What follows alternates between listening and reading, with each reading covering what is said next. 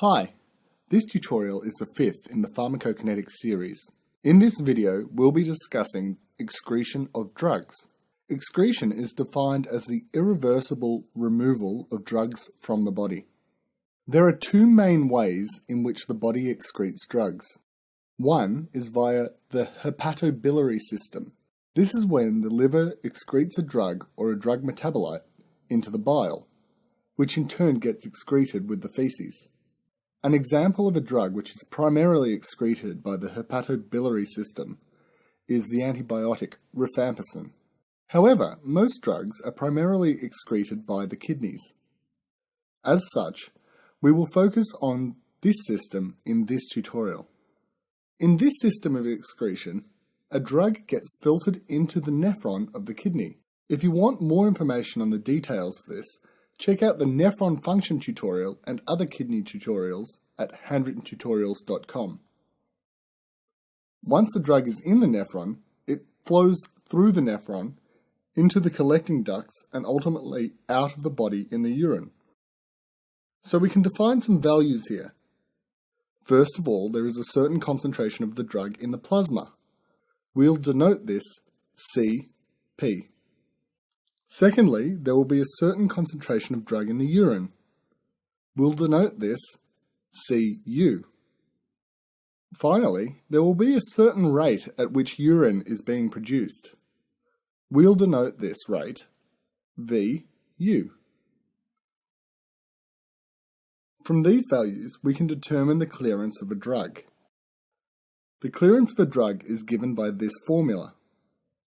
Clearance equals the concentration of a drug in the urine times the rate at which the urine is being produced divided by the concentration of drug in the plasma. The clearance is often very difficult to understand conceptually, so I'll try to simplify it as best I can. This equation asks, how much plasma contains the amount of drug being cleared at this time? The concentration of the urine times the rate at which urine is being produced shows how much of the drug is being cleared from the body at any given time. This is the top part of the equation. When the bottom part of the equation is factored in, it will give us a volume of plasma per unit time. Thus we can say something like 500 mL of plasma is being cleared of the drug per minute. Another way to think of clearance is, if there is a certain amount of drug in the plasma, how quickly can I get rid of it? The clearance answers this question for us. So let's look at the factors which affect these values. The concentration in the plasma is primarily related to the dose of the drug being given. The more drug, the higher the concentration in the plasma. The volume of urine produced is mostly related to the glomerular filtration rate. Hence, people with kidney disease who have a low glomerular filtration rate will also have a lower clearance. Thus, drug dosing may need to be adjusted as they will not get rid of the drug as quickly as someone with normal kidneys. Now let's look at the concentration in the urine.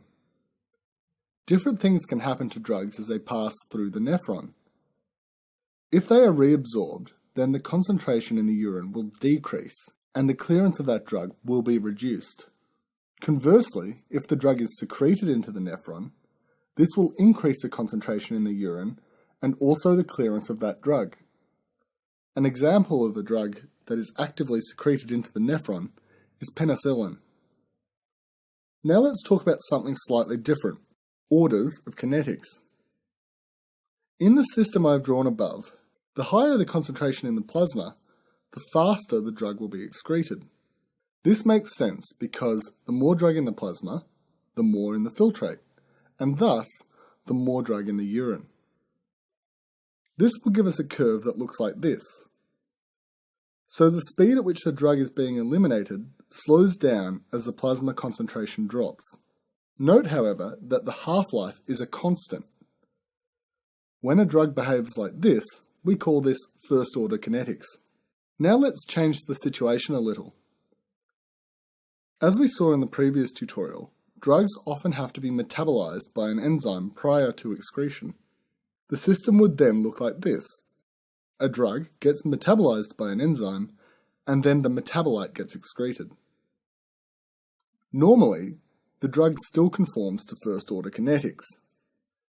However, in some situations, there is a limited amount of enzyme and too much of the drug.